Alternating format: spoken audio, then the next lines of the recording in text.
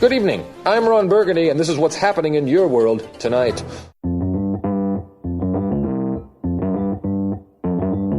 Hey, money nerds, I'm Joe's mom's neighbor, Doug, and this is the Stacking Benjamin Show.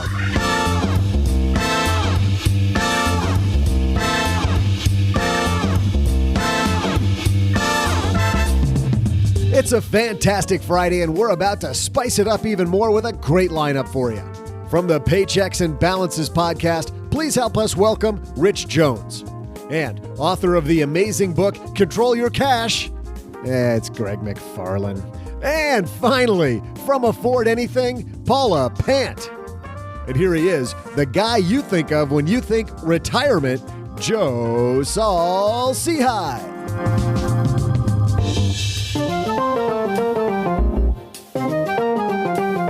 I'm not sure what that means, but I'm sure it doesn't mean that he thinks I should retire. Hey, everybody. I am Joe Saul-Sehy, Average Joe Money on Twitter. And welcome to Friday.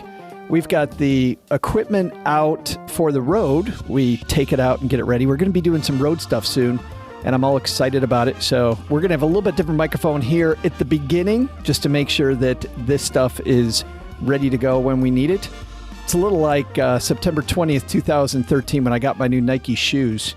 I hear about Nike shoes, by the way, and I think of the band The Gorillaz. Anybody know that song? Great music. But anyway, on top of all those great people that Doug talked about, we also have Michael Asari coming down to the basement during the FreshBooks FinTech segment. We're going to introduce you to this thing called Fee-Belly. And as you may know, if you've listened to the show before, we don't endorse any of the FinTech products or FinTech people that we have on. We just like showing you there's all this cool new technology and people really taking advantage of it. And Michael Asari and his team over at Fee-Belly are doing a heck of a job of that. Speaking of a heck of a job, you'll do a heck of a job for yourself when you head to stackingbenjamins.com/magnify money, because Magnify Money is the place where you go when you want to look at over 92% of the things that are available out there, whether it's for your checking account, your savings account, or your debt products. Magnify Money is the number one place. You know, we test drive and we shop for everything, don't we? We shop for new jeans. Well, I don't. I just go pick some out. But you might. You hear these stories about people that will drive down the road looking to save 2 cents on some gasoline. Not me there either. But if you're going to shop those things, why not shop your financial products you use every day? stackingbenjamins.com/magnify money's the place to go. And the place that Magnify Money calls number one, especially when it comes to student loan refinancing, head to stackingbenjamins.com/SoFi. That's SOFI. They're the leader in marketplace lending. Over 225,000 people have refinanced their debt with SoFi. SoFi will help you finance your regular student loans, your parent, your plus loans. They funded over $15 billion in loans to date. And listen to this. They've saved members over $1.45 billion. Our friend Dan Macklin at SoFi tells us it only takes a few minutes to find out how you can work with SoFi. So what are you waiting for? stackingbenjamins.com/SoFi. Don't only handle student debt, by the way, but also personal loans if you're consolidating the credit card debt and also mortgages. And they'll hand over $100 a Benjamin if you use our link for your personal loan or your student loan. stackingbenjamins.com/SoFi. Use that $100 toward the interest on the loan, or of course you can send it to your favorite podcaster. We always like that. That'd be a nice tip, wouldn't it? I think it would. I think you should probably do that one. All right. We've got a fantastic roundtable for you. 2 of our regulars are back. Greg and Paula, going to say hi to them, but also a cool special guest, a great friend of ours. So let's get this party started, huh?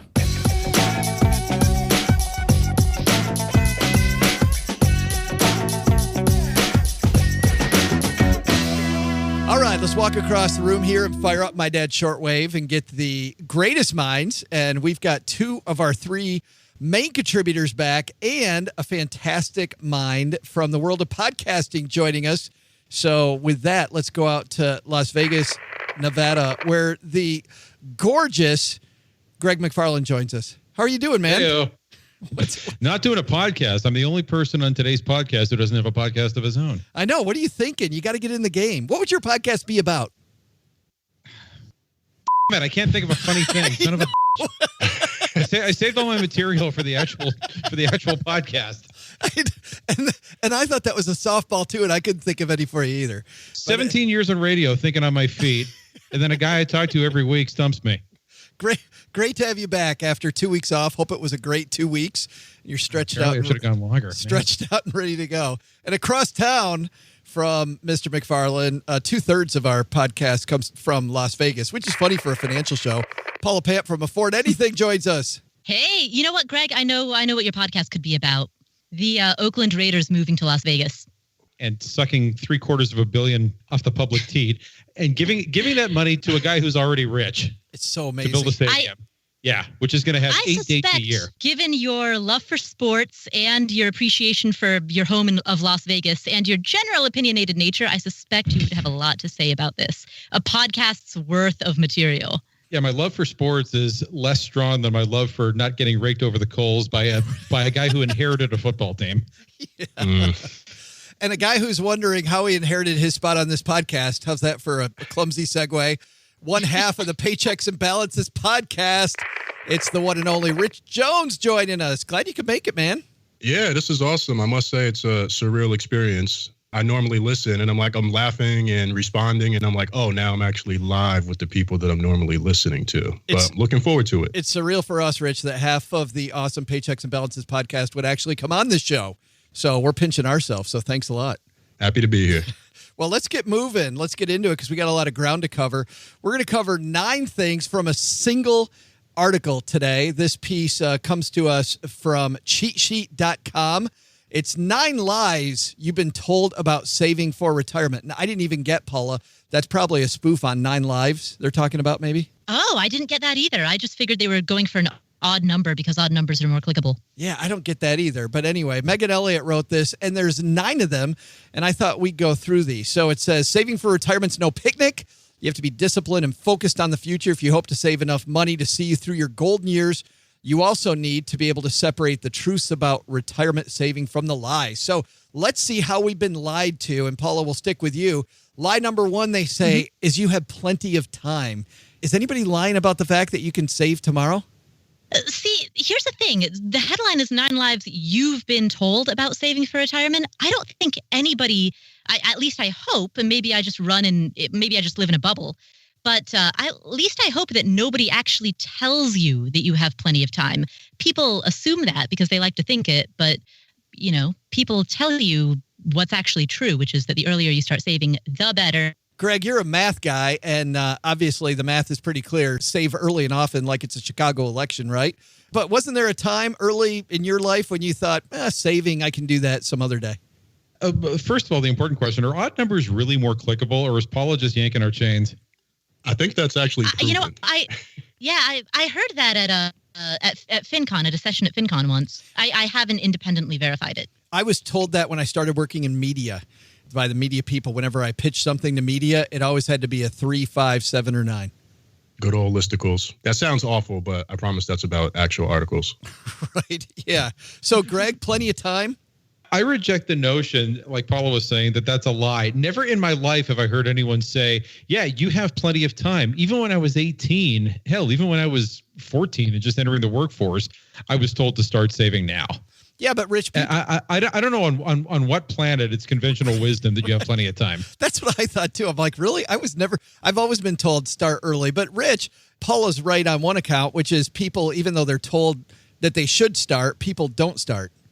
Yeah, I can say that I have been in the camp of I can wait. And I did that all through my 20s. But now in my 30s, as I'm like, okay, there may be family on the horizon. There may be these other things on the horizon. I'm like, crap, I really need to play a bit of catch up here. But I've never gotten that advice. That would be probably the most irresponsible advice someone could give. Retirement, don't worry about it. You got plenty of time. You're young.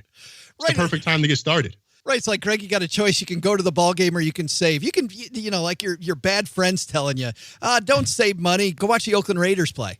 Yeah, and I think a lot of us come out of the womb with a predilection either to saving or spending. So the only people that the author is really talking to here are ones who spend way too much and need to rein it in. For the most part, if you're the kind of person who listens to a financial podcast, you've probably already cleared that hurdle. Yeah, Paula, did you feel early on, like even in high school, were you a saver? I was. I've naturally always been a saver. That's like my disposition. And I've also been, for some reason, I was the kid the child who thought about retirement. Nerd. So I guess I'm a weirdo. I guess these are the type of people like me are the ones who like eventually become attracted to blogging and podcasting about finance for fun. You love the tape on your glasses, don't you? Oh, totally. Like, tape on my glasses, and if they're Coke bottle glasses, they're even better. That is so. She's like, nerd culture. That's totally me. Yeah, that was definitely the last. That's thing my favorite emoji. Right. Let's move on to the second one of these because these are atrocious. But number 2, second lie you've been told, apparently, Greg, is that investing your retirement savings is too risky. And there's a lot of people out there saying saving your retirement money in actual investments is risky. When I looked at the first of these 9 lies, I thought, okay, maybe she's not going to hit it out of the park with the first one. And then I went to the trouble of looking at her bio, and she has a bachelor's degree in cultural studies from Macalester College and a master's degree in media studies from the New School University. Now, who am I to argue with that kind of scholastic heft? But as I learned in economics class at a real school, University of Toronto, but probably could have figured out on my own eventually, saving is investment. You can't, when you defer spending, your money is going to do something. It's up to you to decide what that is. Isn't that funny? There was a study I saw recently, Greg. A bunch of people thought that they weren't saving because they were only putting money in their 401k. Or excuse me, they weren't investing because they were only putting money in their 401k, and they didn't consider it investing. But even when you decide to put money in a savings account for retirement, you're investing it. You're just doing it in a really crappy way. Yeah, I guess that's a semantic issue for some people. But yeah, any dollar that you're not spending, by definition, you are investing. Maybe in something with a rate of return of 0, but you're still investing it. But yet I read this in here, Rich. In the piece it says, as a result, some younger savers are risk adverse. They're hesitant to invest their savings, preferring to squirrel away cash, which could hurt their attempts to accumulate enough money to retire. Only 33% of people between ages 18 and 35 are investing in the stock market. 33% of those people. Why do you think people that are young and should be aggressive are so stock market adverse? Because they weren't taught. And I read something else within this article. It said millennials are scared the financial crisis of the late 2000s was frightening. Young people watched as their parents' retirement income tanked in value and their home equity suddenly vanished. So if nothing else, I was more concerned about my parents' pensions because they're of a different generation and the jobs that they had and what they did for work. They didn't talk much to me about a 401k either. They talked to me about retirement and pensions and Social Security. And so this piece, it's really assuming that for people who are coming up as part of the millennial generation, that they had the basis or they had the foundation to understand the magnitude of the importance of a 401k in the first place, which just isn't the case. Yeah, 2008, then you're saying still rings really true to them. Yeah, well, 2008 was extremely painful to me, too, because I was working at a staffing agency on a commission basis, and I went right into that as the economy tanked. And I felt that very, very hard. And I definitely thought a little bit differently about saving after that because of the risk that I took. But folks who are coming out of school now, they should be aware. They've heard all of the news. They've seen everything that's being said about, 401k investing. It's you got to save early. So people are starting to hear that, but it's still not something that's taught and talked about in homes, high schools, elementary schools. It's not even something that's talked about in colleges. So I don't know that it's as much fear as it is lack of knowledge and nobody even pointing folks in that direction to start thinking about these things. But I got to interrupt. Rich is 100% right. The reason young people are risk averse, afraid to invest in the stock market, it's the same reason why people drive slowly, no matter what, even when they're merging onto a freeway or in the left lane on said freeway. They've had it hammered into their heads. Speed is bad. Running the risk of losing all your money is bad. Don't take chances. Be conservative. Be conservative to the point of absurdity. And like you said, I mean, you've got to be educated. Education doesn't happen in a vacuum. You have to look at what other people are doing and succeeding with, and then adopt it, as opposed to just pulling the wool over your eyes and saying the stock market is bad, I might lose all my money. Assuming and you know what's insane? I was talking to someone at work about even just booking travel deals, and they had this elaborate approach for how they find the best deal, and they're always the person that I went to find out where to get the best savings. And I'm like, why do you know all of this? And they're like, oh, this is what I was taught as a kid growing up. I don't know any other way. Squirrel away monies, but don't invest any of it. No. I mean, that's I don't know if they were taught that. But. Yeah, right. Let's take a look at the third lie in this piece. 9 lies you've been told about saving for retirement. Paula, it seems the third lie we've been told is Social Security will be enough. And once again, has anyone ever been told that lie? Is there anybody, not even on this panel, but listening, Paula, that thinks that Social Security is going to be enough? I've never heard anybody say that. Like, I'm just not familiar with somebody, and tweet me if you know somebody who believes otherwise, but I've never heard anybody say, yeah, I'll totally be a baller on Social Security in my 60s. I'm living in Vegas. I'm taking that Social Security check all the way to the Wynn Casino, right? What's interesting, this is one thing I'm that going to take that to the roulette table and double it. Right. This is one thing that I maybe didn't think about it when I was 9, but I feel I've thought more about Social Security being gone growing up than I did think about 401k, which is interesting. So I've always had the thought in mind, one day Social Security won't be here because of all of the media hype about it, and I've heard adults talking about that. But when it comes to the 401k side of things, that's something that hadn't really entered my mind as much until I was actually in the workforce. So this feels like the opposite of a lie or myth that I've been told. Yeah, that's interesting. Greg, being a guy who's originally from Canada, what's your Social Security strategy look like? This article is getting worse and worse. We have Social Security will be enough, followed by you can't count on Social Security. Those are two. It's impossible that those are two lies that you've been told because they contradict each other. Right. And the argument for the latter being a lie is that the government might be able to pay out 77 cents on the dollar, so don't worry. So my forced savings program might net me a minus 23% return. Count me in. It's at this point that I should mention that some of this author's other articles on Cheat Sheet include 7 new ways to cook dinner with ground beef, 5 spicy recipes that can help you live longer, and 7 one-pan dinners for parents who don't have time to do dishes. So at the very least, she does understand that an odd number results in clicks. Oh, wait a second. 6 chocolate recipes that can make you smarter. I take it back. She blew it. She absolutely blew it. But you know what, though?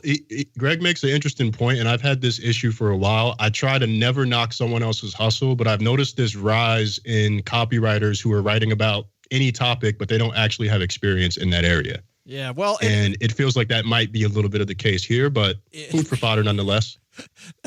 That's partly why I picked it, because I thought this is so ludicrous, but I do like these topics. Don't get me wrong. I love these topics. I just think she's way from the moon on them. But getting back to the actual topic of Social Security, I do think Social Security to some degree will be around. Don't you, Paula? Yes, I agree it'll be around, but it's not going to be enough that it will, I think, be even. People sometimes describe it as like one of the legs of your retirement planning stool.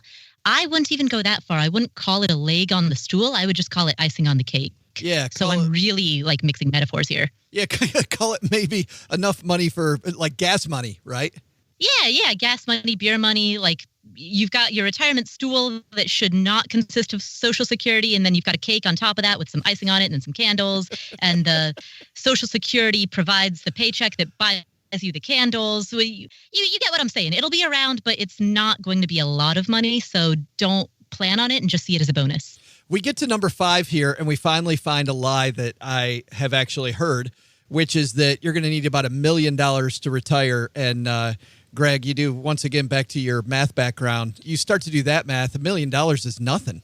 I never picked a number at random either. No one did. That's another dirty lie. Right. And so much of it is contingent on lifestyle. I mean, somebody like me, I am, now that I think about it, I'm closer to retirement age than I am to the onset into the workforce. But I also don't have kids, never will have kids, live in a place with a pretty low cost of living. Compare me to somebody who insists on living in Manhattan and raising 4 children, and they're going to have to save 3 or 4 times as much as I am to lead a comparable lifestyle. Rich, you're in the Bay Area, so you're the opposite of Greg. What's your Painful. number, like $40 bajillion? Yeah, it's insane out here. And I won't derail us too much, but there's also been this article floating around about this family of 4 that was struggling on $500K in New York City. And we talked about it on the podcast recently, what that life is like in the Bay Area. And it's insanely expensive. But in fairness to the author on this one, I'm kind of like, at least it's a starting point. It's something to at least have in mind. Whether or not it's accurate is going to depend on where you live. And And that's something else. I'm thinking about where I'm going to be living. And well, first off, I'm thinking about what my expenses are out here in the Bay Area, where it's insanely expensive versus if I move somewhere else. So even if someone thinks they know what they need today, that may change if they move to a different geography or they take on a new role or something else changes in their life. So even that number can fluctuate. Yeah, the difference between where you live and where Greg and Paula are, and even where I am in Texarkana, huge difference, night and day. Man, if I had Bay Area money in some small, obscure town, I would live like a king. I might go live on an island somewhere. Did you just say I live in a small, obscure town? Is that what you're referring to? I mean, I wasn't trying to throw shots or anything like that, but you saying that did remind me. Yeah, thanks, man. Glad you couldn't stay. I mean, sorry you couldn't stay. No, I'm kidding. Paula, there's a rule in this article that I've never heard before, and I thought I heard them all. It says rather than focusing on an arbitrary figure, same thing Greg talks about, why the hell do people have arbitrary figures? You need to estimate how much you'll actually spend in retirement. And she talks about a rule called the rule of 25. Have you ever heard of this rule of 25? Yeah, totally. I use it all the time. Multiply your current spending by 25 to get an idea of the nest egg you're going to need. Mm-hmm. So you're familiar with the 4% withdrawal rate, right? Yes. Like the idea that if you have $1 million in your portfolio, you can safely withdraw approximately 4% of it per year. So $40,000 per million in your portfolio. The rule of 25 is just the inverse of that. If you want to live on $40,000 per year, multiply it by 25 and you've got $1 million, or you need $1 million. Longtime listeners are groaning because they know I talk about the rule of 72 all the time and also about the 4% withdrawal rate. The second you said it's the 4% withdrawal rate, I should kick myself. So let's move on. How do you factor in lifestyle inflation? Because that's something that I hear it talked about a little bit, but as people move up, they also tend to acquire more things that they think they need, but they really want. So is there a formula for that? Well, lifestyle inflation is totally subjective. It's up to you how much you decide you want to inflate your lifestyle. But in terms of actual inflation, the 4% withdrawal rate does account for that. So technically, that rule of thumb is that in year one of your retirement, you can withdraw 4% of your portfolio. And in year two, you can withdraw that same 4% adjusted for inflation every year thereafter. There's a lot of discussion that 4% number might be too aggressive. Greg, have you heard anything about that? I'm just glad that I was there on the day that Joe realized that 4% is 1/25 of 100. I do think this, especially with inflation being as low as it's been for the last decade, that you could probably go a little lower than 4%, which in other words means you could probably stretch out the 25 number a little higher. I'm going to go to the last few of these just briefly before we move on. Number 6, you can rely on a windfall. Paula, you've been told that you don't save any money. You're just waiting for a big old windfall to come, aren't you? Who says these things? Like, seriously, I have... The one who says, Homer Simpson. He tells Marge, good news, our troubles are over. I have a feeling we are going to win the lottery. There it is. Number 7, you can work for as long as you want. Once again, work for as long as you want, Rich. You're excited about that, aren't you? I don't want to work today. What? That's not my dream. And especially for the millennial generation, we don't want to work till we're 60 or 65. A lot of us, we talk about entrepreneurship, starting our own thing, getting out of the traditional workforce as soon as possible, living on an island somewhere, working 4 hours a day, if that, and having a continuous flow of money. I don't want to work till I'm 60 or 65. Lie number 8 here, Greg. You won't live that long in retirement. You're a big fan of those Today Show Smucker's 100-year-old people, aren't you? Does Paula understand that reference? She has no idea what we're talking about. What was the guy's name, the bald weatherman? Wilbur Scott? Scott. Willard Scott. It is Willard Scott. I am Googling this right now. Willard Scott. Willard Herman Scott Jr. is an American weather presenter, author, television personality, actor, clown, comedian, and radio personality, best known for his TV work on The Today Show and as the creator and original portrayer of Ronald McDonald. That is an insanely interesting fact. I never knew that. My mind is blown right now. So he's the original creepy guy that got in that costume? So, Paula, you're a big fan of his, apparently. Given that I just heard about him in the last minute, sure. We should explain to Paula and to other people in her demographic who might be listening that Willard Scott on the Today Show did a segment that was sponsored by Smuckers, in which he would give out birthday wishes to people who were 100 years old or above. Yeah, and there were more and more of them, to the point that it used to be at the start, when he started doing it, they would do everybody that came in, and then later I heard they would receive so many people turning 100 that they would pick like 3 or 4 that they could say hi to, and couldn't do it with everybody anymore. Now they're doing on retirement savings. But yeah, they were retired and they hadn't picked up Megan Elliott's helpful advice, actually a lie that they could keep working into their 90s and beyond. I've actually moved on to her next article, 5 crockpot stew and soup recipes with 5 ingredients. You're making including 5 ingredients slow cooker chili with beef and kidney beans. You're making one of those as soon as we're done with this call, aren't you? Diced yellow or white onion, Mexican seasoning. I don't want to ruin it for you. Yeah. You should say spoiler alert before you start giving out the ingredients. Number 9 here, you can't afford to save, and you can't afford to waste more time on this article, so we're going to move on.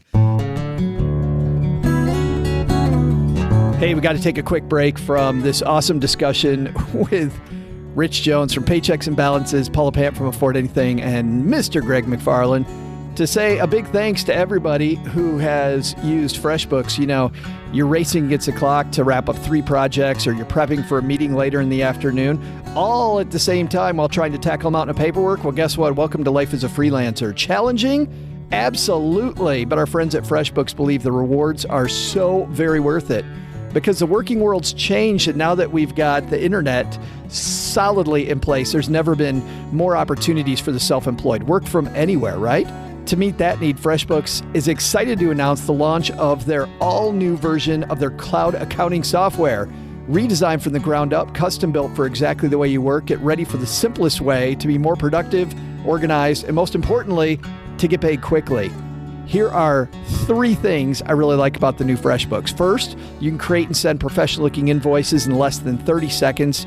Second, set up online payments with just a couple clicks and get paid up to 4 days faster. I like that. And if you work for yourself, by the way, that's not a little thing. That's a big thing. And third, see when your client's seen the invoice and put an end to the guessing game. Have they seen it? Have they not seen it? What's the deal there? FreshBooks is offering a 30-day unrestricted free trial to our friends. So to claim it, here's what you do. Head to stackingbenjamins.com/FreshBooks. That's stackingbenjamins.com/FreshBooks. Enter the words Stacking Benjamins in the How Did You Hear About Us section. And you know what that'll do? That'll keep our sponsor happy. And if the sponsor ain't happy, ain't nobody happy. But I'll tell you what's going to happen. You're going to be happy when you use FreshBooks. I think I've talked about this quite a bit lately, but the drag and drop nature of FreshBooks is incredible. Like even our logo on invoices, I just pull up the logo, I drag it over the top of the invoice, bam, resize it. Within 10 seconds, I've created this template that is the template that we use when we do our billing. So absolutely, just stupid easy to use. stackingbenjamins.com/FreshBooks. All right, one more time for the disclaimer. We do not endorse anyone who comes on the FreshBooks FinTech segment. However, we want to show you all the cool stuff that's out there. Man, do we have a cool one today. What if you were looking at, let's say you're going to rent a car, and you know how there's all that fine print? You took a picture of it, and you had an app that could point out all the places where there could be hidden fees that you didn't know about. Well, FeeBelly does that. Michael Asari in Chicago is a guy who's addressed this problem. I've never heard of anything like this before. So let's say hello, Michael Asari, coming down to the basement to talk FeeBelly.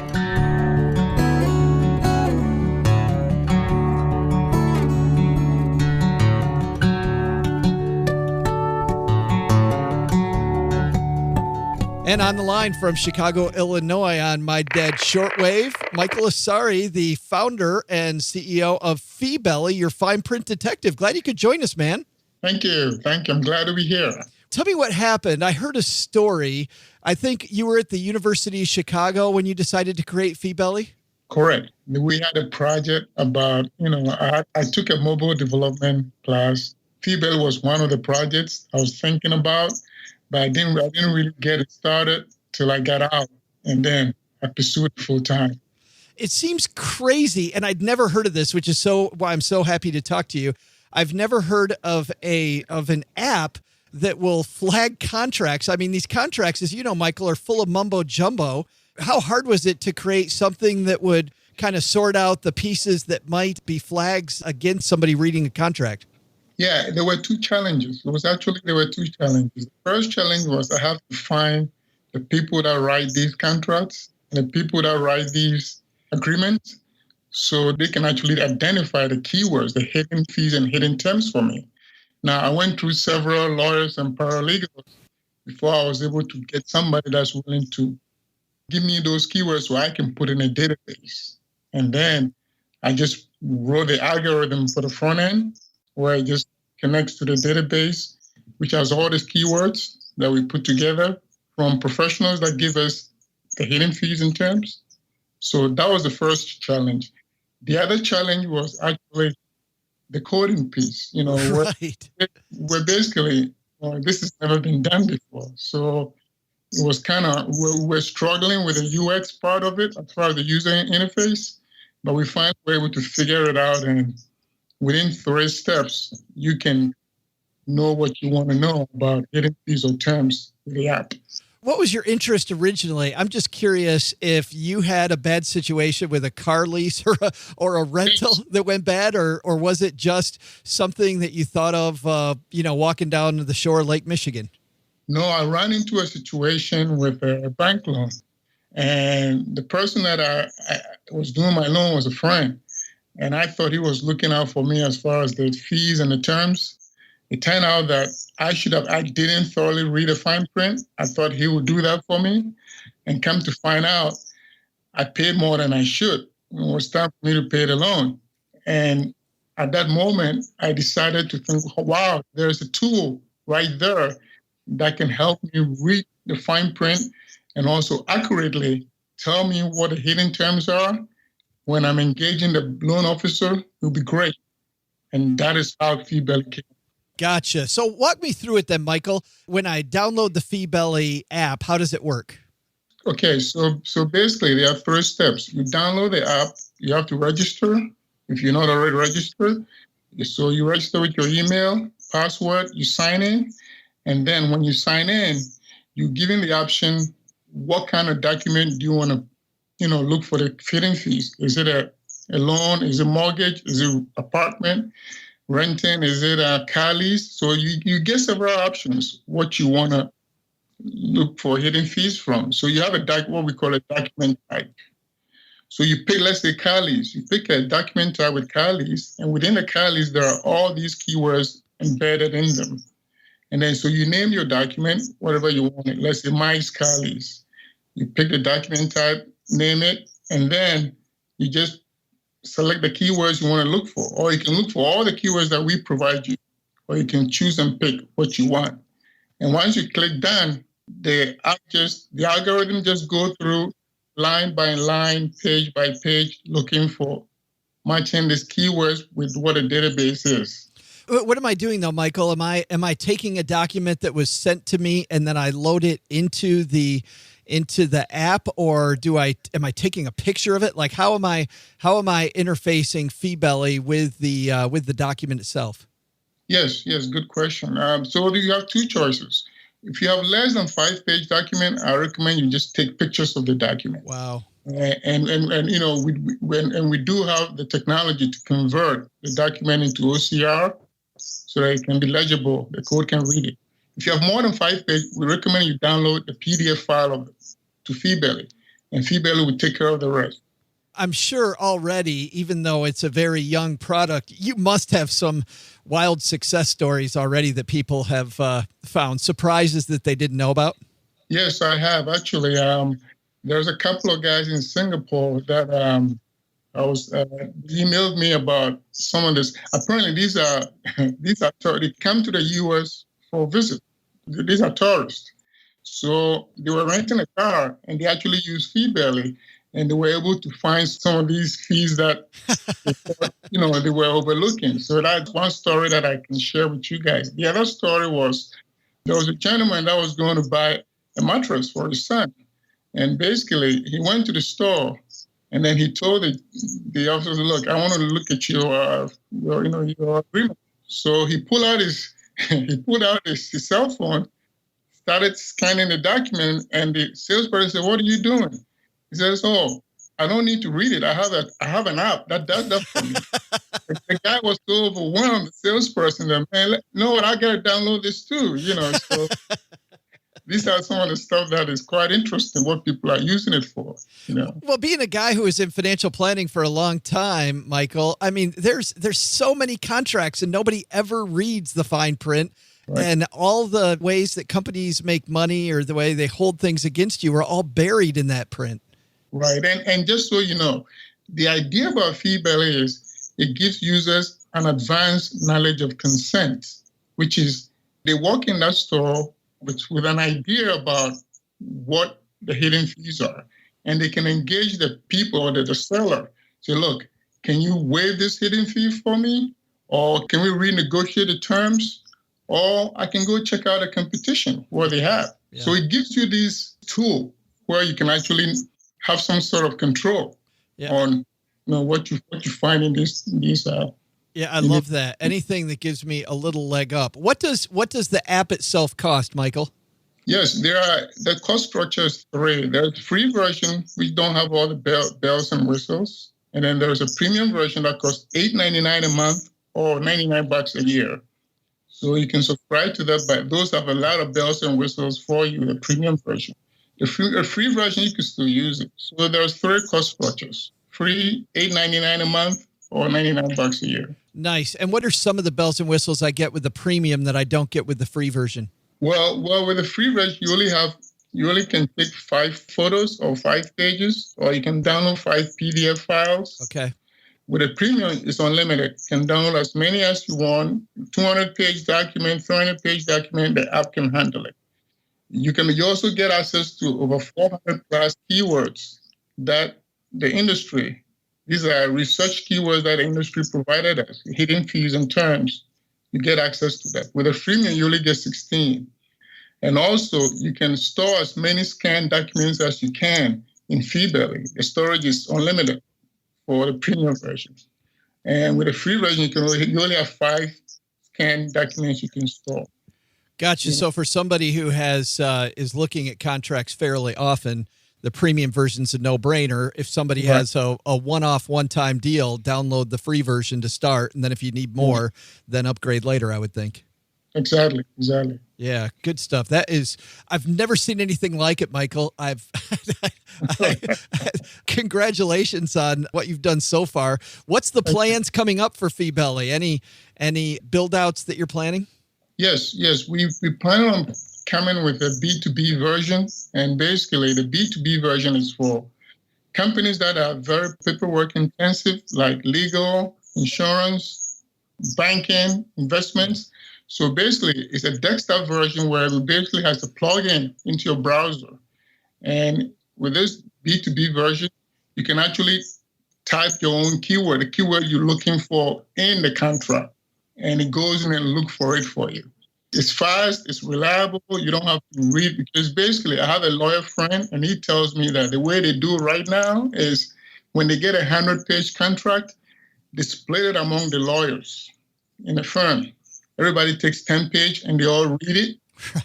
If they start using FeeBelly, they don't need to read it. They can just have the paralegal do it for them, and basically just goes in looking for the keywords they're looking for. They have to put in the keyword, and FeeBelly goes in and look for them where in a paragraph the keyword is, so they can just zoom in into it and then just do whatever decision they have to make. So it makes them productive. Basically, it's a productivity tool for the lawyers and the claim processing, industry. Yeah, right. So, identifies the hot buttons much, much quicker, I would think. Right. Yeah, good stuff. The app is called FeeBelly. The site is feebelly.com. We'll have a link to it on our show notes at stackingbenjamins.com. Michael Asari, thanks for hanging out for a few minutes and telling us a little bit about it. That's fascinating. Thank you, Joe. Isn't that cool? It's absolutely amazing to me what technology can do today. And again, if you want more information about FeeBelly, we'll just have it in our show notes over at stackingbenjamins.com. All right, let's get back to our fun discussion with Rich Jones from Paychecks and Balances, Paula Pant from Afford Anything, and the incomparable Greg Mcfarlane from Control Your Cash.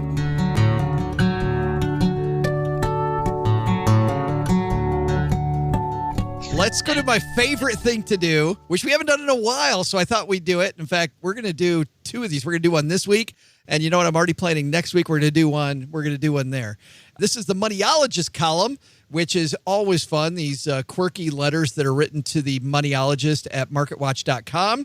I hand out the questions that the Moneyologist gets to our participants, but I don't give them the answer because we're not concerned with what the Moneyologist says to do. We want to hear what Rich, Greg, and Paula say to do. So here's the question today. Dear Moneyologist, I'm in the process of updating my will and have several questions about the best way to update it. I have 2 children. One's a hard worker, has 3 children, and is a responsible adult. The other is a struggling actor and hasn't had a steady job in years. Their mother, my ex-wife, recently passed away and left them a healthy inheritance so they'll both be comfortable. I'm uncomfortable with continuing to fund the actor's carefree lifestyle while the money could be going to my grandkids, but I'm conflicted about the resentment this would cause between my 2 sons as the actor would, quote, need the money more, so I'd appreciate your help. So, Paula, what does he do here? Does he write off the actor? What does he do? Well, it sounds as though he, as he says, he wants the money to go to his grandkids. And from the way that I'm understanding his question, it sounds like one child has children, and so one child has given him grandkids and the other one hasn't. So if he wants that money to go to his grandkids, he could just set up a trust for the grandkids, bypassing the 2 sons. Now, that being said, I would recommend, number 1, that he have a discussion with both of his sons, probably many discussions with both of the sons, explaining this so that it's not a surprise upon his death and so that he can state his position and, just because communication is the key to maintaining relationships. And number 2, the premise that the unemployed or the struggling actor has a carefree lifestyle. I don't know if I agree with that premise, but that's not the question, so I will gloss over that for the moment. I just wanted to throw that out there. But there is a lot of a question there, Rich, isn't there? Is that should he monitor what happens with their money from beyond the grave just because he doesn't care for the guy's lifestyle, even though it's his son? Yeah, this is a tough one. I mean, I don't think he should monitor. I love the idea of setting up a trust and them having several conversations about this. I would love to know more about that lifestyle and what that consists of, because if you know people who are in the arts, sometimes the actors and the folks who are in the arts, they're bartending, they're waiters, waitresses, and they're actually trying to work pretty hard while also trying to bring that dream to life. And I don't want to fault the person for pursuing a dream without knowing if they're actually responsible in other areas or not. Do you think, Greg, that he's got any type of moral obligation to split it evenly between his kids? Well, I'm starting with the assumption that this is indeed a real letter written by a real guy, which I am always skeptical of, especially on Moneyologist. And I think Ryan in Memphis' wife isn't dead. She's hiding. She's hiding from a man who has trouble making easy decisions. I read this letter and I asked my girlfriend about this because she has 2 kids, but she's lucky because both her kids are deadbeats. She doesn't have to worry about giving too much or too few to one or the other. Here's my response. Dear Ryan, be an adult. Your kids are grown. Who gives a damn who resents what? That is their problem, not yours. And if he wants to give the actor half the money out of quote unquote fairness, knowing that he'll squander it, well, that's the price you have to pay for being fair. Or on the other side, if you want to do like the parable of the talents and reward the harder working kid, well, there's certainly justification for that too. But you should only seek advice for truly difficult problems. This is not a difficult one. You're saying, I mean, you don't want your the last impression or the last memory that your kids have of you or one of your kids has is them feeling shortchanged and now the siblings can't get along. I mean, that's not the greatest last impression. I'll give them that. You're probably right. In fact, looking at my own mother and her and my uncle, you're definitely right.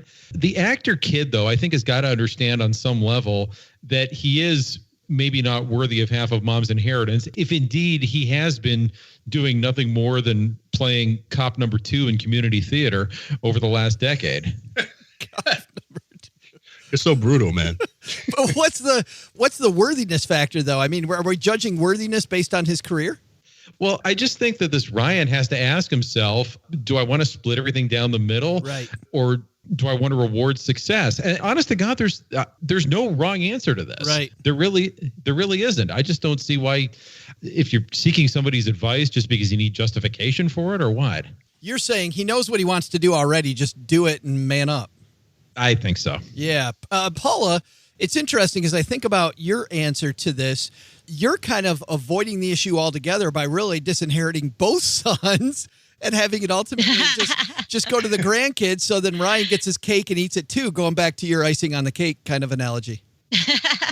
Well, I mean, he states in the letter that he wants the money to go to his grandkids. And so if that's his objective, then cut out the middleman.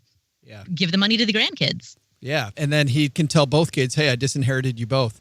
And by the way, it's almost like penalizing the other son for not having given him grandkids. He's like, I don't have grandkids from you. You get nothing. Well, let's say that happened to you, Rich. Would that make me salty? Yes. Yeah. I'd probably be pretty salty about that. Now, whether or not I would hold it against my brother, I don't think I would hold it against my brother as much as I would probably be angry at my dad for doing that to me. Yeah. It's an interesting conundrum. I tend to agree with Greg, though. He knows what he wants to do, doesn't he? He knows what he wants to do. Just do it. Just do it. By the way, just an estate planning clarification here. If he does what Paula says, if you're going to actually disinherit somebody, you have to state that in the will. Because there's plenty of lawsuits that have come up in the past where somebody goes, oh, well, mom, or dad, Ryan in this case, was kind of whacked out and just forgot me. And so if you don't mention that you're giving them nothing, my understanding is, I'm not an attorney, but my understanding is that then that makes it easier for that child to win a lawsuit. You have to specifically say, I'm disinheriting my kid. How about that? Or a lot of attorneys have said, give them $1. Which I think Rich would make you. Oh, that's worse. Yeah, I was going to say that would make you saltier, right? Extremely. That's a lot of NaCl coursing through my blood right now. That's like a waitress that you give no tip to. They think, hey, it's a foreigner. They just don't understand the custom. A waitress who you give a 1% tip to, they know why you did it. Yeah, they know exactly what you're thinking then. Sure. All right, guys, that's going to wrap up today's show, I think. That was so fun. Let's start off with Greg. Tell me. Oh, by the way, we just had David Siegel on from Investopedia. And he said they are seriously excited about you writing some more stuff over there. Sure they are. That's very flattering, if true. Not that I don't believe it.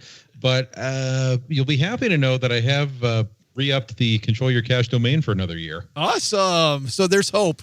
There's hope. The patient has a heartbeat. But you know what? Even if people don't go to that domain, they don't have to go to that domain for any reason except one, which is to buy Len Penzo's favorite book. Yes, Amazon, $7. Absolutely fantastic. What a bargain, as they say. Paula, what's happening at the crazily titled Afford Anything podcast?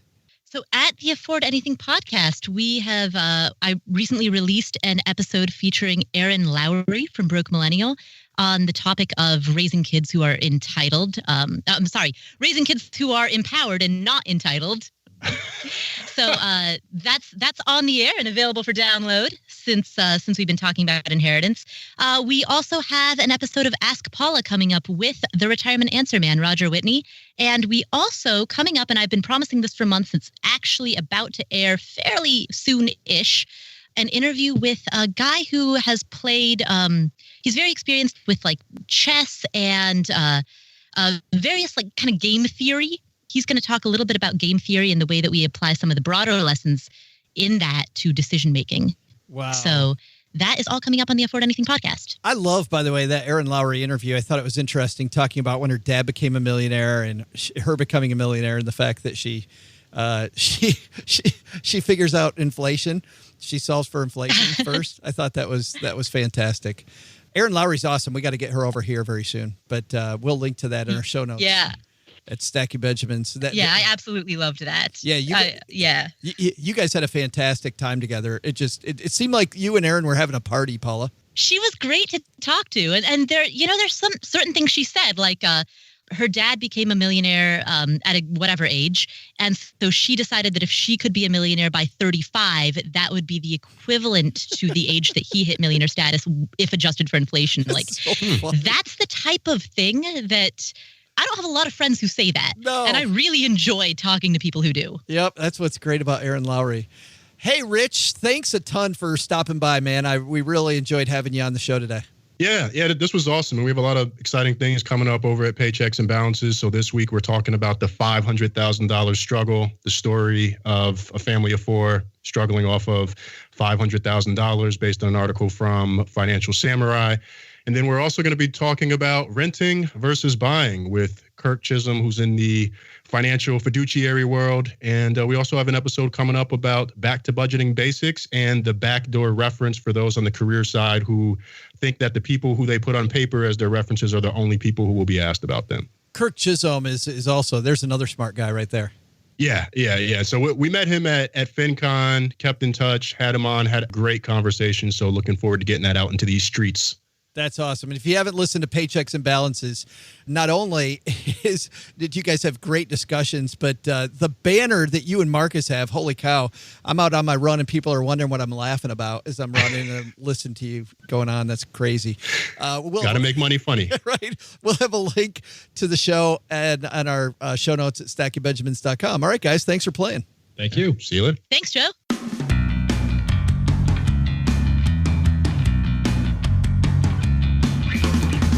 Oh, that's going to do it for this week, everybody. Hey, guess what? We've got a lot of cool stuff going on next week, and we're going to talk about that in a minute. And we're also going to talk about our game and a little bit of news about both of those topics. But first, got to say a big thanks to everyone who's headed to stackingbenjamins.com/SoFi. Now, if you've got student loans and you haven't heard of SoFi, you're in the right place because you're listening to today's show.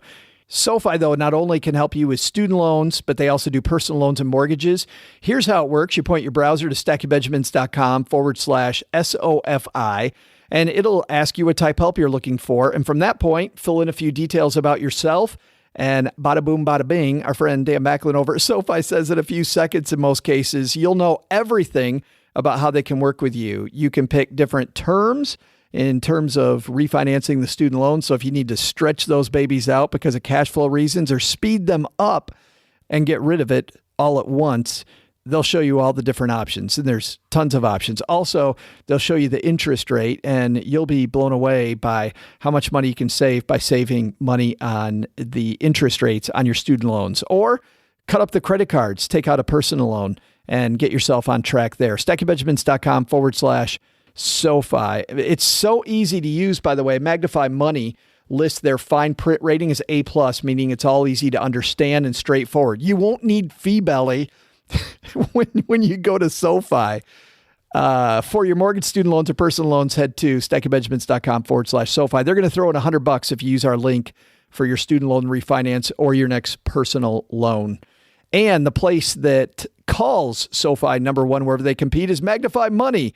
You know, it's funny. People just walk into the bank when they move and they say, hey, I just moved to this area. What have you got? And the banker brings out their stuff and you try to pick the best from one bank. What if there were a place where you could pick the best stuff from 92% of all the things that are out there?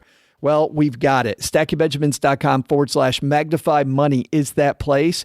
And in a very easy to use format, they'll show you not only the fine print, which we talked about with Fee Belly and about with SoFi, but also who has the best interest rate, what are the minimums, and everything else. Not only laid out simply, but guess what? You can be completely anonymous.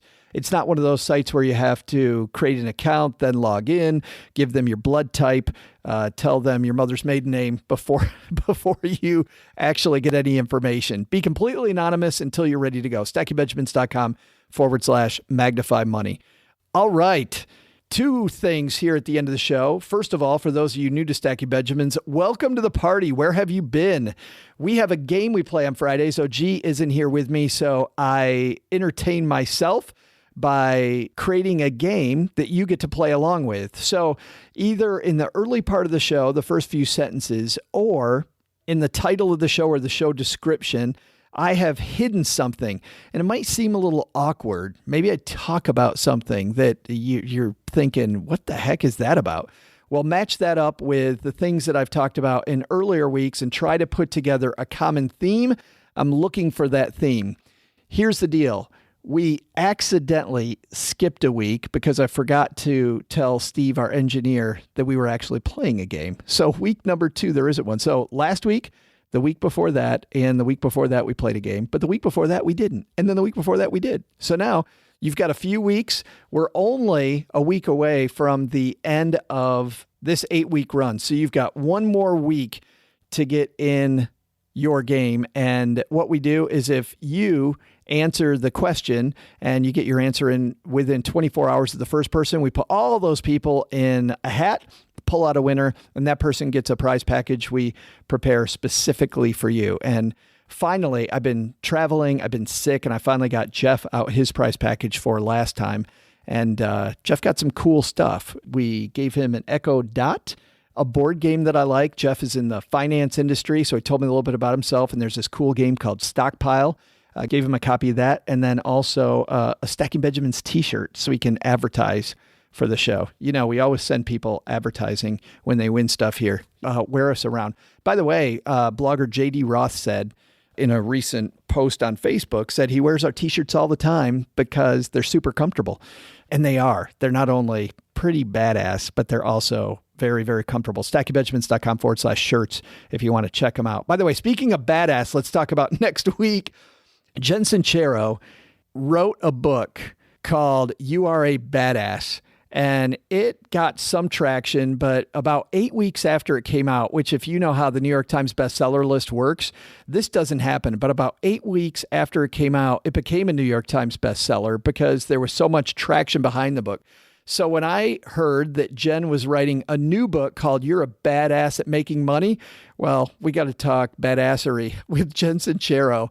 And that's going to be Wednesday's show. Then the founders of themuse.com coming down to the basement. You know, the best book about not only your career, creating your career, continuing to do well in your career, finding new jobs.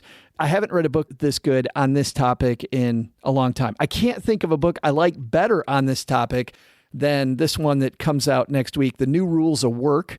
And I'm excited to have the founders of the website, themuse.com. If you haven't been to themuse.com, that's also a cool place to go to talk about careers. And we're going to have Catherine and Alex down to the basement on Wednesday talking about the new rules of work. And then on Friday, we have another fun roundtable, and I'll leave our guest a surprise. But in the middle of the show, in the FreshBooks FinTech segment, the founder of a company called Respect. And this is cool. They're just starting to roll out this company. It's only available in a couple markets now, but if you've got loved ones and you've ever tried to hook them up with in-home care, very, very difficult, and you're also afraid of who you're going to get, well, this company is trying to pick the lock on that, and I think they've done a pretty good job, which is why I want to shine a spotlight on them. And we don't get to talk about that very much. Almost like when we talked about parking recently, right? I mean, we're using tech in so many different cool ways. So the founder of Respect coming on Friday, and that will end up our 8-week run. And for those of you new to the show, we go 8 weeks on, and then 1 week, we take a 1 week break, clean out the basement, and get ready to go for another 8 weeks. And we already have some phenomenal stuff lined up. Week 1, well, you know, I'm not going to tell you about that this week. I'll tell you about that next Friday. All right, guys, have a fantastic weekend. Thanks for listening to the show. Thanks for telling friends about us. Thank you for your reviews that you've left us on iTunes or wherever you listen. I can't believe the amount of support that you give us, and we really appreciate it. And I'm so glad that you're listening to the show. Have a fantastic weekend. Go Stack some Benjamins. Bye-bye. Special thanks to Rich Jones for coming down to the basement. You'll find his podcast, Paychecks and Balances, wherever you listen to podcasts. Paula Pant appears courtesy of AffordAnything.com. Greg Mcfarlane appears courtesy of Control Your Cash. This show is the property of SB Podcasts, LLC. The show is created by Joe Saul-Sehy, produced by Richie Rutter-Reese, and engineered by the amazing Steve Stewart. SB Podcasts may receive payment on the show from sponsors and guests in the form of books, giveaway items, discounts, or other remuneration. There's no way you would take advice from these dorks, but like Joe's mom always says, don't take advice from people you don't know. This show is for entertainment purposes only, and before making any financial moves, consult with a real financial advisor. Tune in Monday when we'll bring a whole host of hilarity and maybe a financial tip or two. You want details? Man, you people are needy. Just tune in and find out. It's going to be awesome.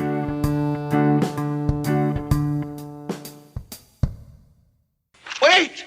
Where are you going? I was going to make espresso.